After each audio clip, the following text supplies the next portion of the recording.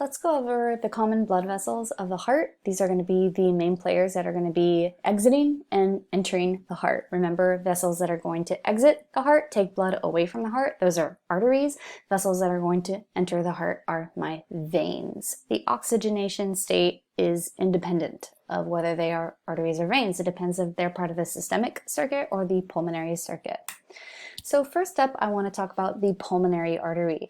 There's this guy here. It's also called the pulmonary trunk because I can actually see it's leaving the right ventricle, it's an artery, and it's this massive guy right here, and it's a trunk because it then branches into the right and the left, kind of going under those other vessels, that kind of lighter purple, the right and the left. The pulmonary artery is going to take blood to the lungs. It starts the pulmonary circuit. It kind of depends where you want to define starting that. Maybe that's the right atrium, that's fine.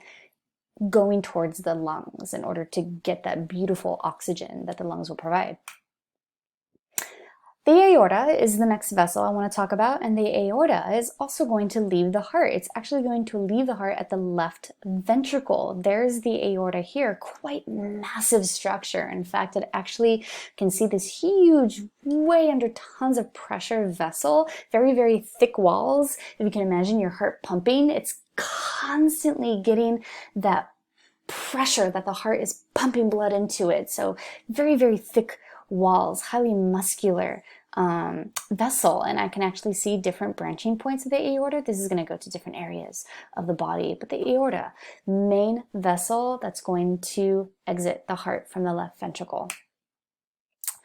The vena cava are coming up next. My superior vena cava is going to come from the upper portion of the body, that's the head and neck, and it's going to bring blood back to the heart and enter the right atrium. The inferior vena cava is going to do the same thing, but it's going to bring blood from the bottom portion of the body. Basically everything that's not going to be the head, neck, upper shoulders, then goes to the inferior vena cava. Pulmonary veins, these guys are going to be colored yellow in this image. Pulmonary veins are now bringing blood back from the lungs back to the heart, and so I can actually see right lung blood coming back and then left lung coming back. So I actually have a couple. It's not just one major vessel.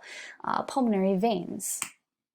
So I actually do want to talk about the oxygenation states of these vessels. So if you can correlate these vessels, which ones belong to the systemic circuit, which ones belong to the pulmonary circuit, that's going to really help you remember the oxygenation state.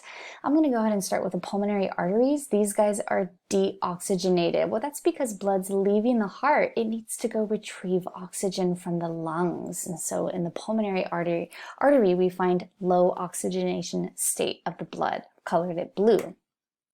Pulmonary veins, on the other hand, are colored red because now the blood has been involved in gas exchange in that area of the lung, those capillaries, tightly associated with the alveoli, as you guys will learn, and now they are oxygen rich. They've achieved receiving that oxygen. They've also let go of the waste carbon dioxide. You guys will learn that. And now they're bringing blood back to the heart, very oxygen heavy, and now enters the left atrium. Those pulmonary veins do. The aorta is highly oxygenated. The aorta is going to be involved in giving that now heavy oxygenated blood to the rest of the body, the tissues all around the body that are oxygen hungry in order to perform cellular metabolism successfully.